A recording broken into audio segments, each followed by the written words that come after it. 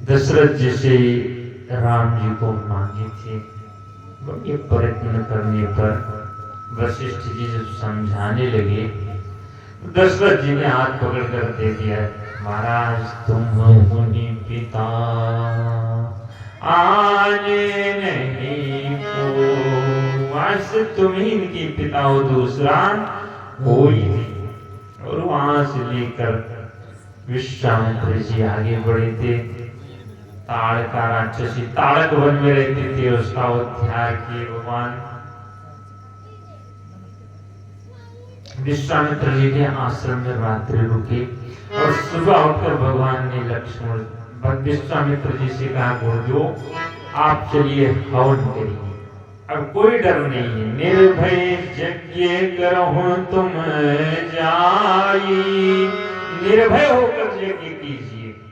विश्वामित्र जी गए ऋषि मुनियों के साथ होम करने लागे, मुनि झारी होम करने लागे, मुनि झारी होम करने लागे, मुनि झारी होम करने लागे, मुनि झारी आप रहो मत की रखवारी, आप रहो मत की रखवारी, सुनि मारी जिनि सासर द्रोही, सुनि मारी जिनि सासर द्रोही, लय सहाय धावा मुनि द्रोही, लय सहाय धावा मुनि द्रोही, बिनु भगवान राम के मारा, बिनु भगवान राम के मारा, सत जो जन गा सागर पारा, सत जो जन गा सागर पारा, ताहा कोनी कै सुख दिवस रघुराया, ताहा कोनी कै सुख दिवस रघुराया, रहे कीन विप्र परिदाया, रहे कीन विप्र परिदाया। होम करने लागी मुनि झारी, ज्यों ही भगवान हवन करना शुरू की, इधर भगवान रखवाली कर रहे हैं, आप होम की रखवाली। और ज्यों ही राक्षसों ने देखा कि हवन का धुआं उड़ रहा है, राक्षसों को तो तकलीफ होगी ही। बंधुओं, इस संसार में कितना भी अच्छा कार्य करोगे तो किसी न किसी को तकलीफ होगी ही होगी। यहाँ कथा हो रही, हवन हो रहा है, कितना अच्छा कार्य हो रहा है, लेकिन यहाँ भी ये सोचो सब सुखी खुशी होंगे तो सब खुशी नहीं होती है, किसी न किसी को तकलीफ अवश्य होती होगी। चाहे जब भी अच्छा कार्य होगा, आप अगर कोई भी अच्छा कार्य शुरू करो और सोचो कि हमारे कार्य से सब खुश हो जाएं, तो बंधु कभी हो ही नहीं सकता है।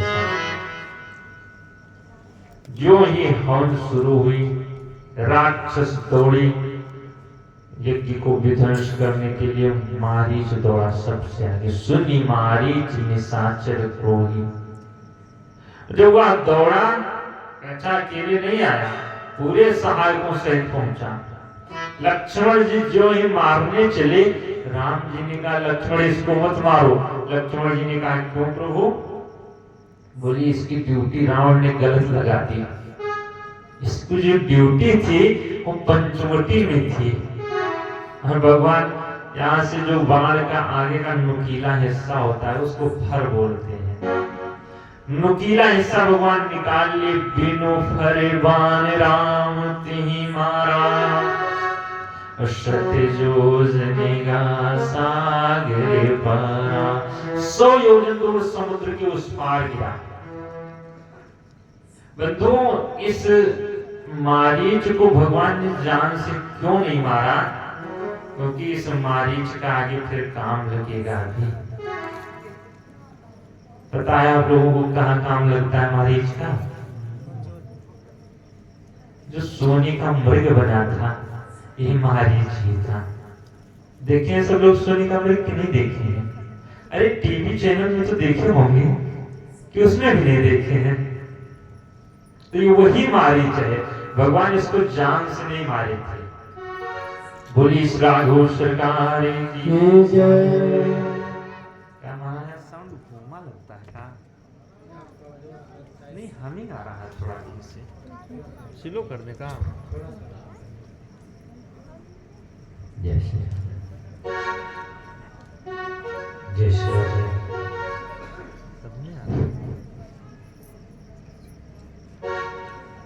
हरिओम श्री सीताराम। बोली श्री राघव सरकार की जय। श्री हनुमान जी महाराज की जय।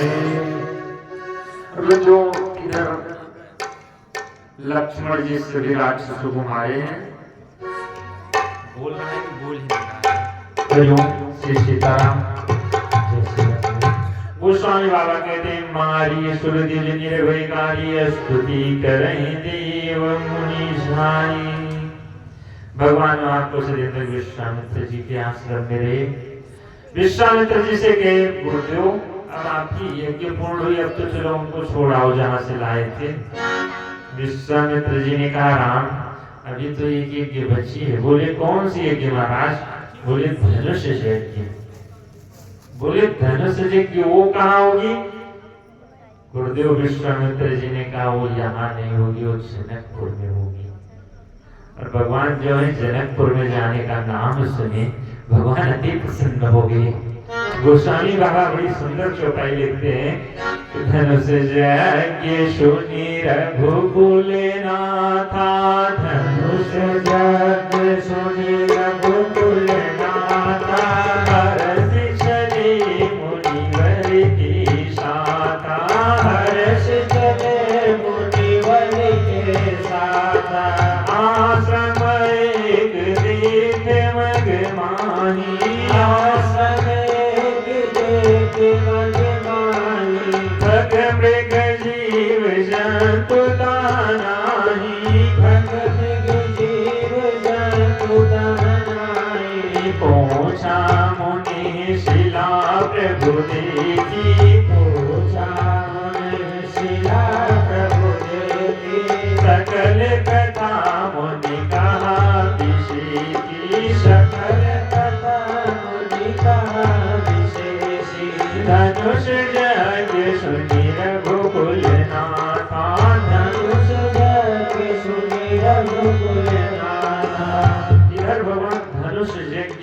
रघुकुलनाथा हर्ष चले मुनिवर की शाखा। भगवान बड़ी हर्षित होकर चले। क्यों? क्योंकि भगवान को ससुराल जाना था। तो ससुराल पहली बार भी अगर पहली बार मिल जाता है तो कितना प्रसन्न होता है। भगवान बड़ी ही प्रसन्नता के साथ चले, लेकिन रास्ते में घटना घटती है। आश्रम एक दीख मगमानी। एक आश्रम भगवान को दिखाई पड़ा। भैया ये साउंड थोड़ा इधर घुमा दो तो आवाज बढ़िया मिलेगी।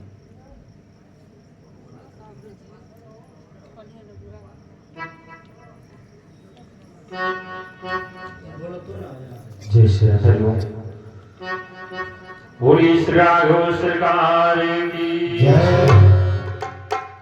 दो एक आश्रम ऐसा दिखाई पड़ा। वैसे आश्रम तो बहुत दिखाई पड़े, लेकिन ये बड़ा विचित्र आश्रम कि जहाँ खग मृग जीव जंतु तहाँ नाही।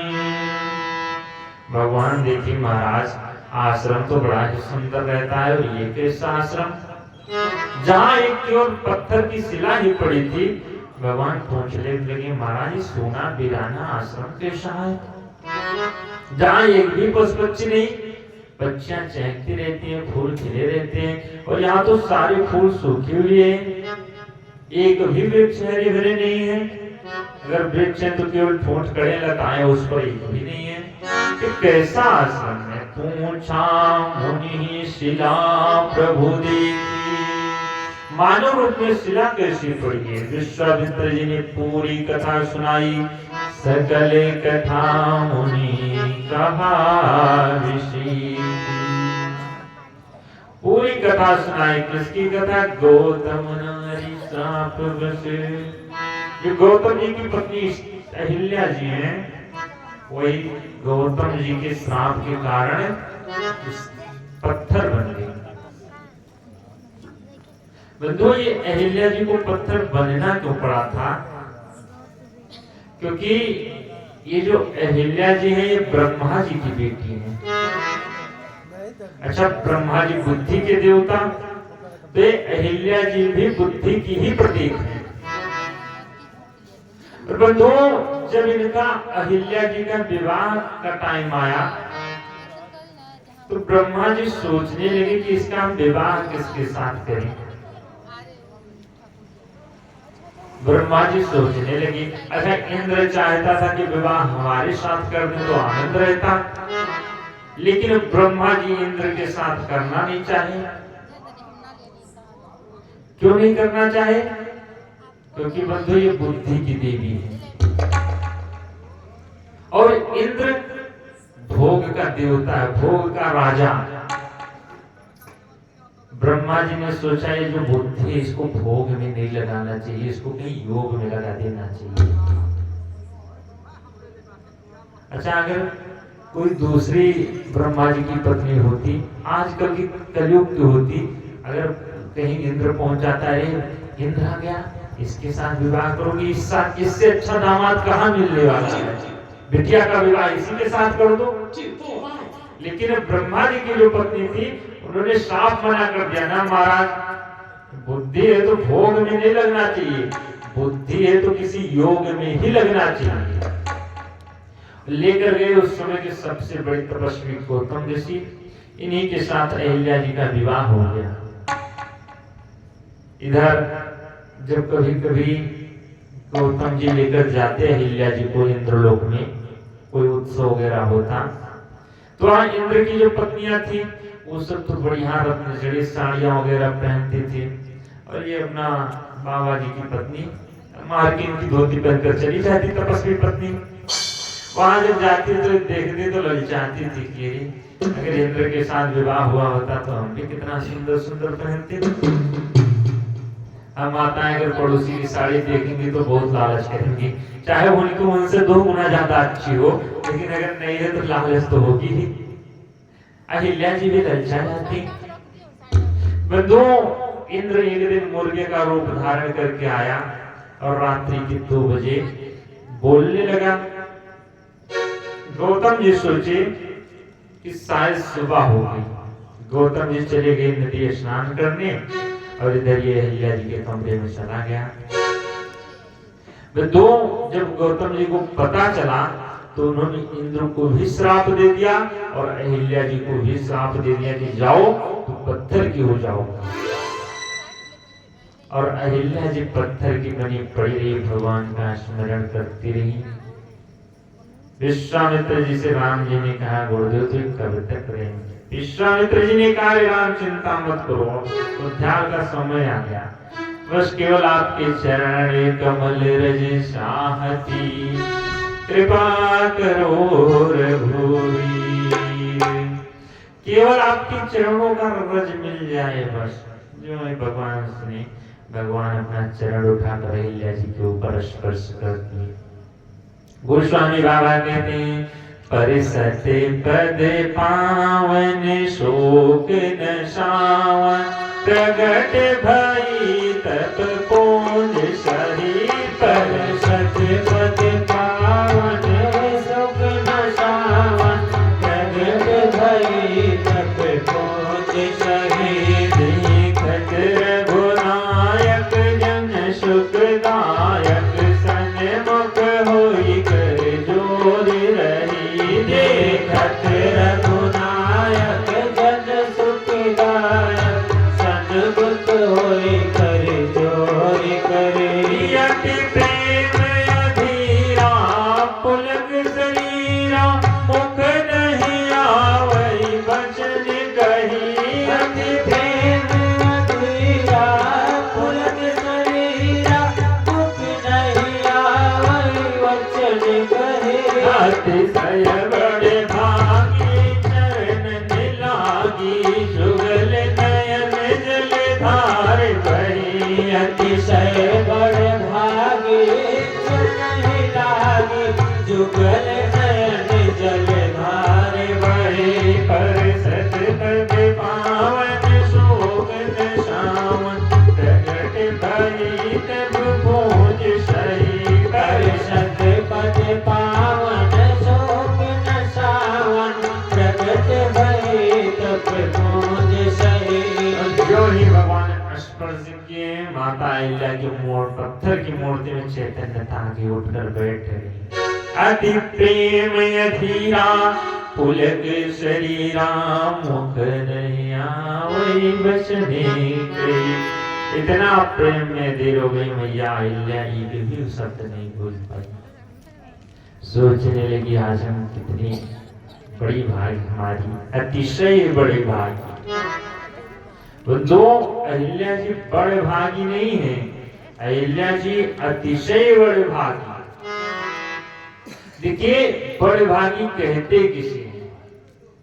बड़े भागी उसको कहा जाता है जो कथा सत्संग भगवान की सुन ले। और बंधु हम आप आज बैठकर पांडाल में कथा श्रवण कर रहे हैं, हम आप तो बड़े भागी हैं। जो भगवान की कथा सुने वो बड़भागी होता है, लेकिन जिसकी कथा भगवान सुन ले वो बड़भागी नहीं, वो अतिशय बड़भागी हो जाता है। अहिल्या जी भगवान की कथा नहीं सुनी थी, भगवान स्वयं बैठकर अहिल्या जी की कथा सुनी थी। पूछा मुनि शिला प्रभु देखी, और सकल कथा मुनि कहा विशीखी। विश्वामित्र जी अहिल्या जी की पूरी कथा भगवान को सुनाए, इसीलिए अहिल्या जी अतिशय बड़े भाग्य हो गए। और अहिल्या मैया सोचने लगी मैं कितनी बड़े भाग्य। मुनि श्राप जो दीन्हा अति भले कीन्हा, परम अनुग्रह में माना। जो हमको हमारे पति देव श्राप दिए थे, उस श्राप दिए बड़ा अच्छा किया, हमारे ऊपर कितनी कृपा की जो श्राप दे दिए। बंधुओं जो साधु संत होते हैं वो जल्दी किसी को श्राप भी नहीं देते हैं, ना तो आशीर्वाद ही देते हैं। आप ये मत सोचो श्राप नहीं आशीर्वाद ही देते हैं, तो साधु महात्मा जल्दी आशीर्वाद भी किसी को नहीं देते। क्यों? क्योंकि साधु महात्मा अगर श्राप भी दे देते हैं तो उस श्राप से भी जीव का कल्याण अवश्य होता है। एक लोग कह रहे थे महाराज ऋषि मुनियों का क्या मतलब होता है? हमने कहा क्यों? बोले जितने वेद पुराण है ऋषि मुनियों की कथाएं हैं, उठाकर देखो, आशीर्वाद कम दिए हैं, श्राप ज्यादा दिए हैं। इनको इतना भी ज्ञान नहीं था, अरे कम से कम आशीर्वाद देना चाहिए, साधु महात्मा श्राप क्यों दिए? हमने कहा भैया देख लो वेद पुराण उठाकर कि जितने ऋषि महात्मा श्राप दिए हैं, आज तक एक भी श्राप ऐसा नहीं गया कि उस श्राप के कारण उसको भगवान ना मिल गए। और बंधु साधु संतों का श्राप भी इतना बढ़कर होता था कि उस श्राप के कारण ही भगवान मिल जाया करते थे। बोलिए परम पूज्य सद्गुरु भगवान की। और यहाँ से तुलसीदास कहते हैं, राम जी जब उद्धार करके चले, अश प्रभु दीन बंधु कारण रहित दयाल। भगवान ऐसे दीनों पर दया करने वाली जो अकारण है, कोई कारण ना हो तब भी दया कर देते हैं, सब कल्याण। तुलसीदास सठताहि भजो चाड़ी कपट जंजाल। ऐसे भगवान को तो सब कुछ छोड़कर केवल भगवान का भजन करना चाहिए। यहाँ से भगवान उद्धार करके चले, राम लक्ष्मण मुनि संगा चले, सब गाड़ी मुनि संगा चले, राम लक्ष्मण मुनि संगा चले, राम लक्ष्मण मुनि संगा गए जहाँ जग पावनी गंगा, गए जहाँ जग पानी गंगा गादे सुन सब कथा सुहाई गादे सुन सब कथा सुहाई जही प्रकार सुर सरी मही आई जही प्रकार सुर मही आई तब प्रभु ऋषि समेत नहाए तब प्रभु ऋषि समेत नहाए विविध दान मही देवनी पाए विविध दान मही देवनी पाए। चले राम लक्ष्मण मुनि संगा। भगवान अहिल्या जी का उद्धार किए तो चले वहां से, लेकिन प्रसन्न होकर नहीं चले, उदास होकर। देखिए कहीं भी भगवान निकलते थे तो प्रसन्न होकर चलते थे। अयोध्या से जब चले तब भी पुरुष सिंह दो वीर हर्ष चले मुनि भय हरण। अयोध्या से चले तब भी हर्षित होकर, विश्वामित्र जी के आश्रम से जब चले तब भी धनुष यज्ञ सुनि रघुकुल नाथा हर्ष चली मुनिवर की साथा। लेकिन जब अहिल्या जी का उद्धार किए हैं, यहाँ से भगवान हर्षित होकर नहीं चले, यहाँ से चले राम लक्ष्मण मुनि संगा। विश्वामित्र जी ने देखा कि हमारे प्रभु उदास हैं और ससुराल में जा रहे हैं पहली बार, वो भी और उदास होकर पहुंचे, मुंह लटकाए हुए, तो अच्छा नहीं लगेगा। सूरज सिंह जी की तरफ से 101 रुपए का योगदान। अच्छा, सुरेश सिंह की तरफ से 101 रुपए का योगदान। कम से कम ताली तो बजा दो। और यहाँ और भी प्रसाद का योगदान अनुष्का हाइड्रोलिक जयमाल की तरफ से आपके गांव के लिए है। भगवान के चरण में आप सब लोगों के लिए मिष्ठान का प्रसाद आया है और 51 रुपए का योगदान भी आया है। और यहाँ जो सजावट हो गया हुआ है वो भी आप ही के द्वारा हुआ है। बोलिए राघो सरकार की जय। अब अच्छा हुआ है कि बुरा हुआ है ये आप लोग जानो, लेकिन हुआ उन्हीं के द्वारा है। बोलिए राघो सरकार की जय। अच्छा बंधु, जब यहाँ से भगवान चले हैं तो जब उदास होकर चले तो विश्वामित्र जी ने पूछा, राम तुम उदास क्यों हो? ससुराल जाना है, प्रसन्न होना चाहिए।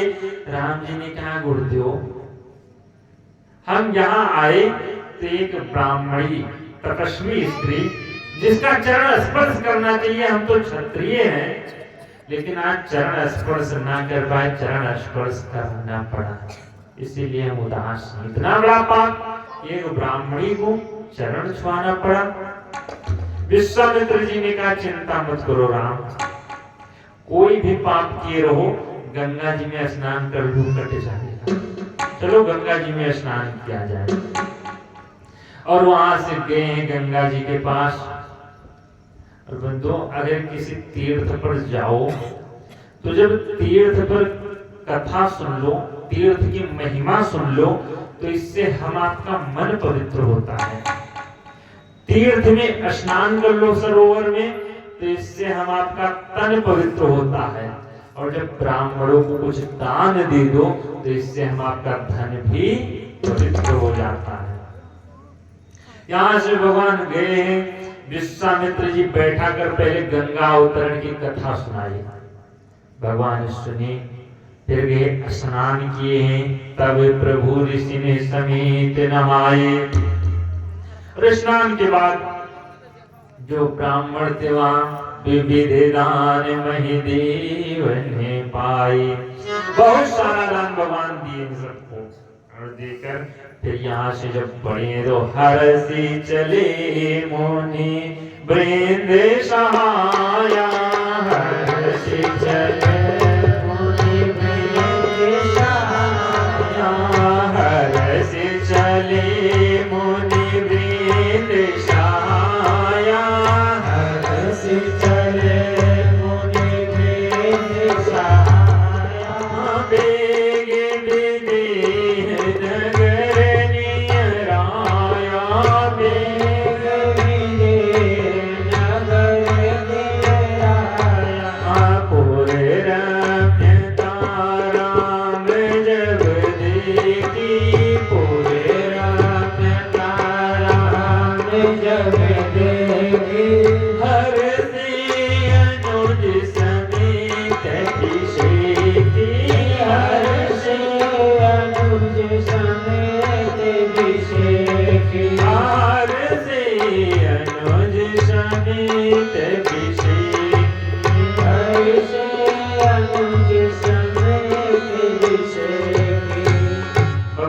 हर्ष जोगड़ चले वेग विधि नगर निहराया। जल्दी ही जनकपुर नगर पहुंच गया, गंगा जी के किनारे बसा हुआ था। भगवान जब वहां की रमणीयता को देखी तो बड़ी प्रसन्न हुई। हर्षे अनुज समीत विषेक। भगवान प्रसन्न क्यों हुए?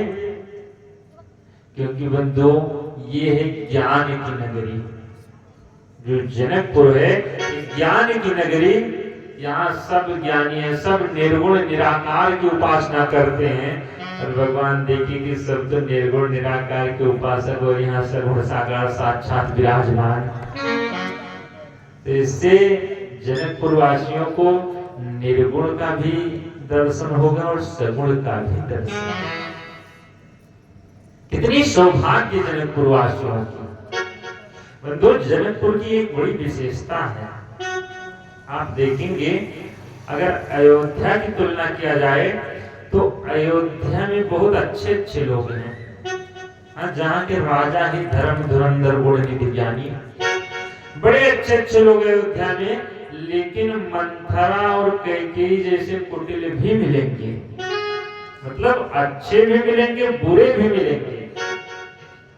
अगर लंका को देखा जाए तो वहां बहुत बुरे बुरे राक्षस मिलेंगे, लेकिन लंका में विभीषण और त्रिजटा जैसे अच्छे भी मिलेंगे। लंका में भी अच्छे बुरे, अयोध्या में भी अच्छे बुरे। लेकिन ये जो जनकपुर है बंधुओं, इसकी बड़ी विशेषता है कि इसमें अच्छे ही अच्छे सब मिलेंगे, इसमें बुरे एक भी नहीं है जनकपुर में। गोस्वामी बाबा बड़ा अच्छा वर्णन किए हैं कि पुर नर नारी सुभग सुचि संता। पुर नर नारी सुभग सुचि संता। पुर नर नारी सुभग सुचि संता। पुर नर नारी सुभग सुचि संता। धर्मशील ज्ञानी गुणवंता।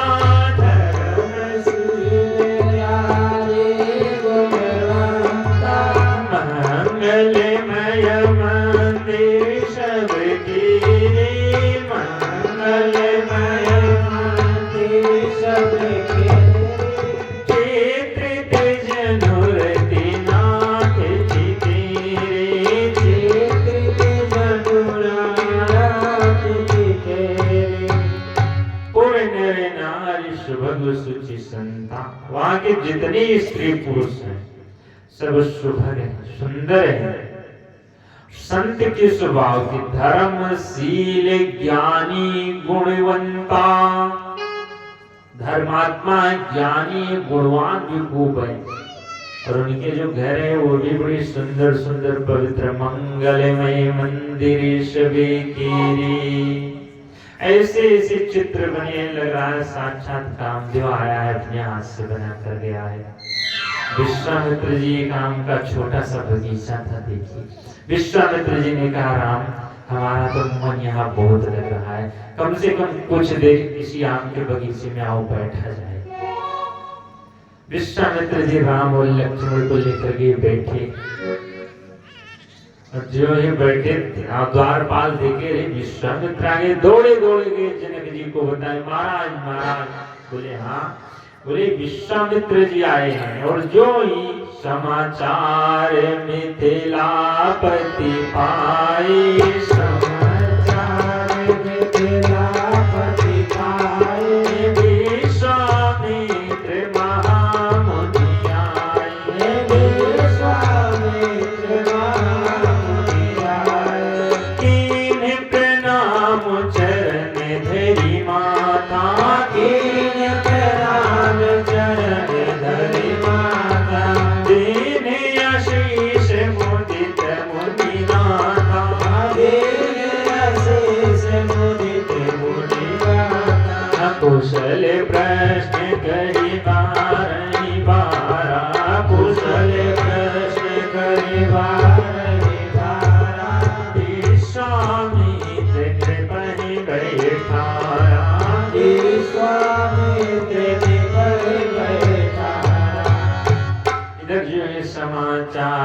मिथिलापति पाई।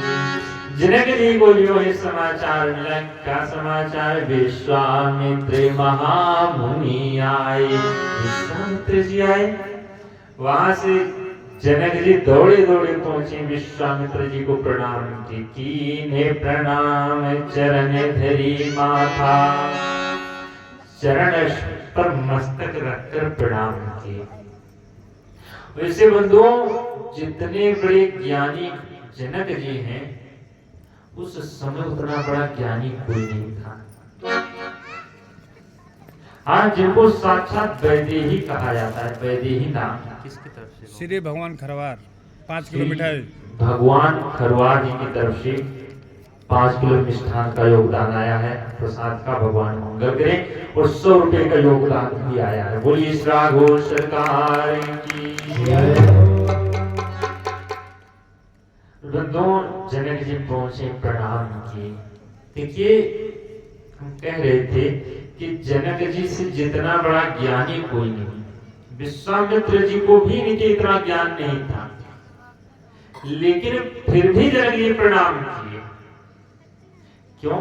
जनक जी को भी सोचना चाहिए था, अरे हमसे बड़ा ज्ञानी थोड़ा हो गया, साधु तो बन गया लेकिन ज्ञानी थोड़ा, वो भी क्षत्रिय हम भी क्षत्रिय, हम दोनों में अंतर क्या? लेकिन बंधु, गृहस्थी का ये धर्म नहीं है। साधु को नापने का गृहस्थी का काम नहीं कि कितना बड़ा साधु है। देखिए, कुछ ज्ञानवान हो तब चरण स्पर्श करें, तब उसको पानी धानी पिलाएं। बंधुओं, अगर कोई साधु भेष में पहुंच जाए तो गृहस्थी का ये धर्म होता है कि उसको प्रणाम करें, चाहे वो उसका जन्म जिस भी जाति में हुआ, चाहे उसको कुछ आता हो या ना आता हो, अगर साधु भेष है तो उसको प्रणाम करना चाहिए। इस साधु को पहचानने का आज तक कोई थर्मामीटर नहीं बन पाया है। अगर साधु कैसा भी हो, बंधु, अगर कोई भी पुलिस की वर्दी पहने खड़ा है चौराहे पर, तो हमको ये अधिकार नहीं कि उसका आई कार्ड देख लाओ दिखाओ। अरे वो पुलिस की वर्दी पहने खड़ा है तो हमको जैसा आदेश करेगा हमको उधर से जाना है। अब ये बात उसका जो बड़ा अधिकारी बैठा है, उसका बाप, वो देखे कि ये असिला है कि नकिला है, अच्छा काम कर रहा है कि बुरा काम कर रहा है। अब उसकी इच्छा हो तो उसको सस्पेंड करे, लाइन हाजिर करे, वो उसका काम है। हमारा काम तो बस इतना है कि वो जिधर से करे उधर से निकलना है। तो बंधु, ठीक उसी प्रकार जो साधु होता है, वो भगवान देखे कि ये अच्छा है कि बुरा है। अगर वो बुरा कार्य करेगा तो भगवान दूसरे जन्म में उसको नहीं देंगे वो ड्यूटी। आजकल तो लोग ही चेक करने लगते हैं, देखिए नकीला है कि ये सिला है। कुछ लोग कहते हैं महाराज सुशील सिंह की तरफ से 501 रुपए का योगदान। भगवान मंगल करें, धन दौलत की बरसात होती रहे। बंधुओं, इस संसार में बहुत लोग तो केवल साधु को ही पहचानते रह जाते हैं पूरा जीवन। आप कहीं कहीं मिलते हैं, कुछ लोग बड़े ज्ञानी अगर हैं, कुछ लोग पढ़े लिखे मूर्ख भी होते हैं। अच्छा, जो अनपढ़ मूर्ख होते हैं उनको समझाना आसान होता है, लेकिन जो पढ़ा लिखा मूर्ख होता है उसको समझा पाना बहुत कठिन है। हमको तो लगता है भगवान भी हार मान जाते होंगे जो पढ़े लिखे मूर्ख होते हैं, क्योंकि वो पढ़ाई ही मूर्खता की ही करते हैं। मिलेंगे तो कहेंगे बाबा आप कहते हो गुरु बना लो, गुरु बना लो, लेकिन आज तक कोई समझने ही नहीं आया कि इसको हम गुरु बना लें। बहुत साधु देखे लेकिन कुछ ना कुछ कमी दिखाई पड़ गई। बंधुओं, साधु को आप कभी समझ ही नहीं पाओगे। यहां तक कि साधारण मनुष्य को हम आप समझ ही नहीं सकते। और ये जो गुरु होता है, कोई साधारण मनुष्य तो होता नहीं। गुरु साक्षात परब्रह्म, ये साक्षात परब्रह्म होता है। हम आपकी तुच्छ बुद्धि उसको कभी समझ ही नहीं सकती। अगर आपको ढूंढना है तो अपने अंदर शिष्यत्व ढूंढो, क्या मैं शिष्य बनने लायक हूं? और जिस दिन आप शिष्य बनने लायक हो जाओगे, तो गुरु ढूंढना नहीं पड़ेगा, गुरु आपके दरवाजे पर चलकर पहुंच जाएगा। अगर कोई भी छोटा बालक होता है तो उसको ये चिंता नहीं होती कि हम किस स्कूल में पढ़ने जाएं। उसकी चिंता उसके माँ बाप करते हैं किस बच्चे का एडमिशन हम किस स्कूल में किस क्लास में कराएं। और वो बालक जिस लायक होता है उस स्कूल में और उस क्लास में एडमिशन माता पिता करा देते हैं। आप जिस लायक हो जाओगे, जिस गुरु के लायक, भगवान भी हमारे माता पिता हैं, वो लेकर जाएंगे उसी गुरु के पास आपका एडमिशन करा देंगे। आपको गुरु ढूंढना नहीं पड़ेगा। बोलिए सदगुरु भगवान की जय। और यहाँ विश्वामित्र जी आए, शरण स्पर्श की। विश्वामित्र जी बार बार कुशल प्रश्न कही बार ही बारा। विश्वामित्र जी बार बार कुशलता पूछी। क्या नाम है दादा? महात्मा यादव। महात्मा यादव दादाजी की तरफ से 50 रुपए का योगदान भगवान मंगल करें। यहाँ विश्वामित्र जी बार बार कुशलता पूछे। अच्छा बंधु, जनक जी कुशलता नहीं पूछे। यहाँ थोड़ा बारीकी से समझो चौपाई को। जनक जी विश्वामित्र की कुशलता नहीं पूछी। कुशल प्रश्न कही बार ही बारा और विश्वामित्र नृपहि बैठारा। विश्वामित्र जी कुशलता पूछकर और अपने बगल में बिठा लिए। बंधु, अगर कोई श्रेष्ठ हो तो उससे हम आपको उसका हालचाल नहीं पूछना चाहिए। अपने से श्रेष्ठ जनों का हालचाल नहीं पूछना चाहिए, केवल आशीर्वाद लेना चाहिए। आजकल तो लोग गुरु जी से भी अगर फोन करेंगे तो कहेंगे और गुरु जी कैसे हो, ठीक ठाक हो। गुरु जी भी कह देते हैं आपकी कृपा चल रही है सर। बंधु, अगर गुरु के पास फोन करो तो आशीर्वाद लेना चाहिए, हालचाल बताना चाहिए, सुख दुख बताना चाहिए, पूछना नहीं चाहिए। क्योंकि हम आप उनके सुख दुख को दूर नहीं कर सकते कभी, ना तो हम आप उनको आशीर्वाद दे सकते हैं। जो कुछ दुख हो गुरु को बताना चाहिए, अपने से श्रेष्ठ को बताना चाहिए। और उसी समय जब कुशलता पूछ रहे थे, भगवान गए हुए थे बगीचा घूमने। अवसर आए दो भाई, दोनों भाई जो है पहुंचे हैं। जितने ब्राह्मण जनक जी के साथ थे सब उठकर खड़े हो गए। जब भगवान का तेज देखे कि इतना तेजवान बालक, सब उठकर खड़े हो गए। जो खड़े हुए जनक जी पूछे, ये महाराज ये दोनों बालकों को आप लेकर आए हो? विश्वामित्र जी ने कहा हाँ महाराज हम ही लाए। बोले महाराज कहाँ हो कवन सुंदर दो बालक, कहाँ हो कवन सुंदर दो बालक। मुनि कुल तिलक के नृप कुल पालक। मुनि कुल तिलक के नृप कुल पालक। ब्रह्म जो निगम नीति कही गावा। ब्रह्म जो निगम नीति कही गावा। हो भय में श्रीधरी की सोई आवा। भय में श्रीधरी की सोई आवा।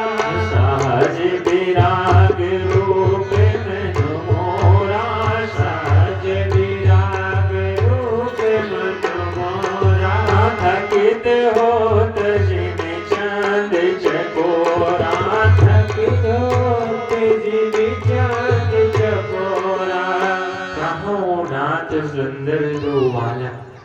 जनक जी ने कहा अरे महाराज ये दोनों इतने सुंदर सुंदर बालक, आखिर बताओ तो ये दोनों कौन है? मुनि कुल तिलक की नृप कुल पालक। ये दोनों मुनि कुल के आभूषण हैं कि कोई राजकुमार आ गया। आखिर ये दोनों कहाँ से आए, कौन है? विश्वामित्र जी प्रसन्न हुए, बोले महाराज ये दोनों आपको लग कौन रहे हैं? ये दोनों मुनि कुल की आप। ये बच्चे काहे दुष्टता कर रहे हैं? इनके माता पिता आए हैं कि नहीं आए हैं? इनके माता पिता भी हैं कि नहीं? ये खोजने रही वाला नहीं। अब माता पिता छोड़ दे जाओ, कम से कम 11 दिन बाबा को परेशान करो। अब उनको तो कथा सुनना नहीं है, कथा का मतलब पता होता तो कम से कम आते हाथ पकड़कर। बंधुओं, अगर कोई माता पिता बच्चों का हाथ पकड़कर कथा में ले जाते हैं तो वही बच्चे माता पिता को 4 धाम की यात्रा भी कराते हैं।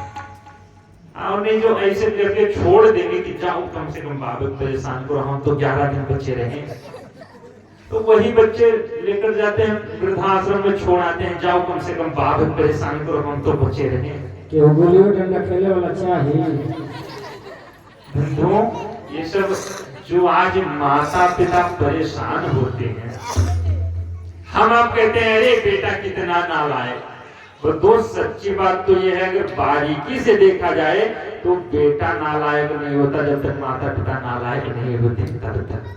अगर माता पिता नालायक होते हैं, जैसा बीज हम आप बोएंगे वैसा ही उपज तैयार होगा। बोली श्री राघव सरकार की जय। और यहाँ से बंधुओं, 1 मिनट, राशनवा कहाँ रखा था? राशन भैया अभी तो कोई है नहीं, कुत्ता उठा ले जाएगा, इसलिए यही लाकर रख दो। अच्छा हाँ, बोला जाएंगे तो दे देंगे, ले जाएंगे। यहाँ से पहुँचाएगा। ठीक है। 1001 रुपया दिलीप सिंह के तरफ से बोल दीजिए। दिलीप सिंह जी की तरफ से 1001 रुपए का योगदान आया है। ताली तो सब लोग बजा दो, ताली में कंजूसी मत करो। बोलिए राघव सरकार की जय।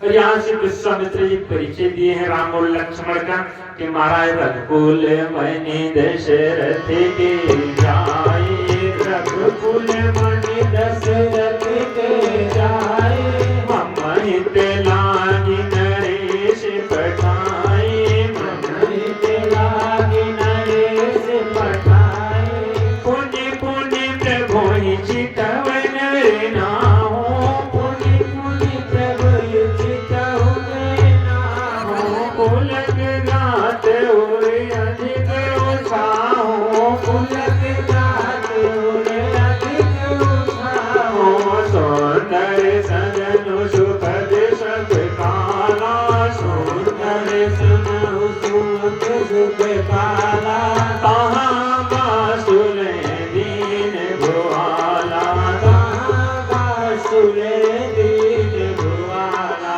विश्वामित्र जी परिचय दिए हैं जनक को कि महाराज रघुकुल मणि दशरथ की जाए। ये दोनों दशरथ जी के बेटे हैं। बोले महाराज तुम्हारे साथ कैसे? बोले ममहित लागी नरेश पठाए, हमारे हित के लिए दशरथ जी ने इनको भेज दिया है। और जो ये सुनेगी आपके लिए साथ भेजा है। पुण्य पुण्य चितऊ प्रभु नर नाहु। बार बार भगवान को देख रहे हैं जनक जी, बड़े प्रसन्न हुए। जनक जी लेकर गए हैं, सुंदर सा भवन था, सुंदरी सुखद सुखद सब काला, कहाँ बासुले दीन भुआला। बड़े सुंदर भवन में आनंदमय जीवन उसी में भगवान को ठहरा दिए।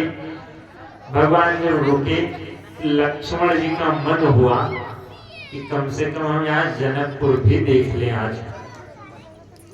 जब लक्ष्मण जी का मन हुआ तो राम जी से बताए कि चलो चलते हैं जनकपुर नगर घूमते हैं।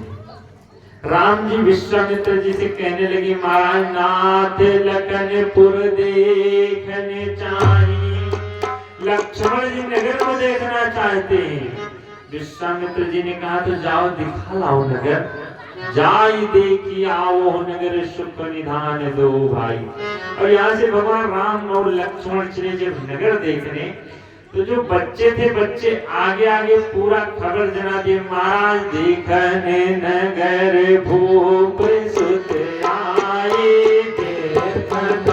नगर भूप सुत आए, समाचार पूरे वासी में पाए, समाचार पूरे वासी में पाए, भाई धाम काम सब त्यागी, भाई धाम काम सब त्यागी, मनोरंग निधि लूट लागी, मनोरंग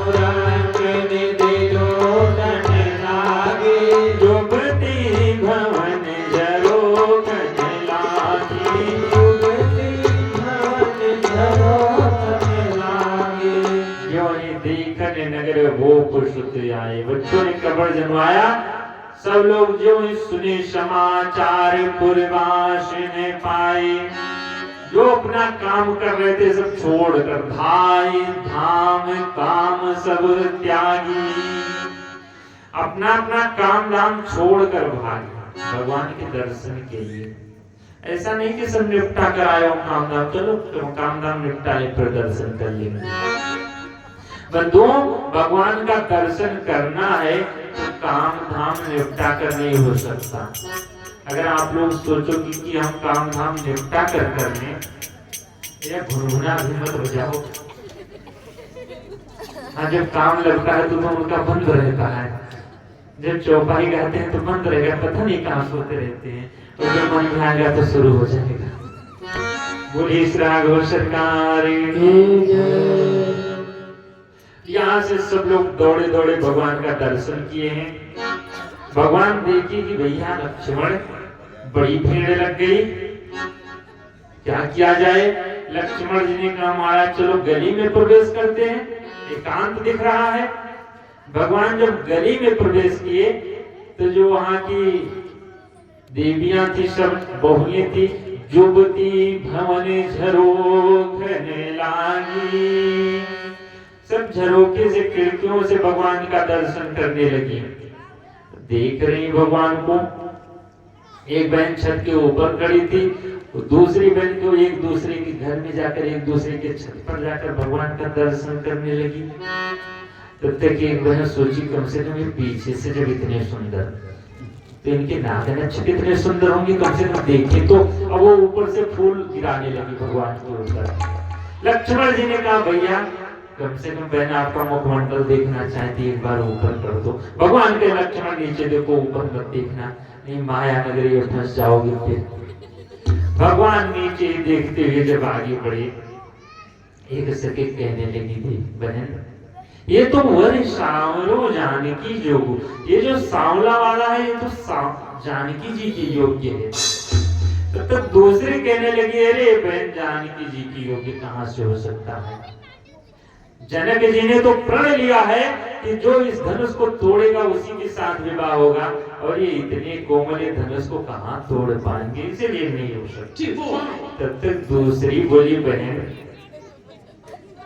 ऐसा नहीं है, अगर जनक जी इनको देख लेंगे, अभी देखे नहीं होंगे, और जनक जी जब देख लेंगे तो इन्हीं के साथ विवाह कर देंगे। ये बात जब ऐसी ऐसी सखियां बात कर रही हैं, तब तक एक जो बहू थी उसकी एक सासू, वो बूढ़ी लगभग 90 साल से भी ज्यादा रही होगी, वो जब सुनी बात को तो वहां से धीरे धीरे लाठी टेकते टेकते पहुंच गई। अच्छा, सासू जो होती है वो थोड़ा उनके कान ऊंचे होते, कम सुनती हैं, लेकिन पता नहीं कैसे बहू की फुसफुसाहट भी सुन लेती है।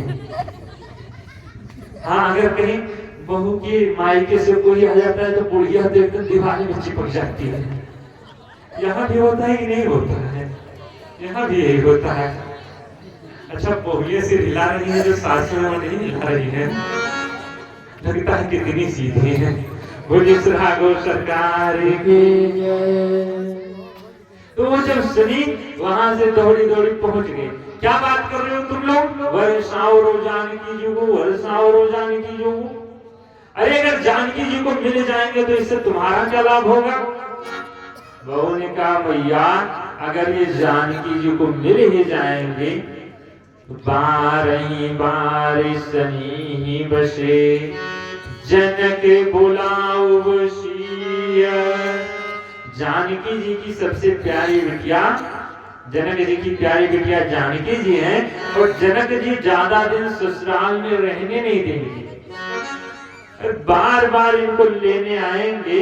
लेने आए ही बंधु दो कोटि काम कमनीय। लेने आएंगे तो हमको इनका दर्शन होता रहेगा, इससे बड़ा सौभाग्य क्या है।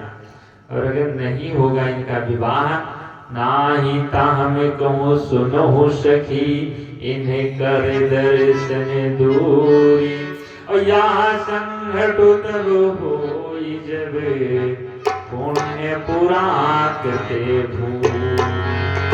ऐसा संयोग तभी बनेगा जब हमारे बहुत बड़े पुण्य कर्म होंगे, नहीं दोबारा दर्शन नहीं मिलेगा। यहाँ से भगवान आए हैं सख्या सब, भगवान को विदा की। भगवान पहुंचे विश्वामित्र जी के पास। रात्रि हुई, सुबह भगवान उठे।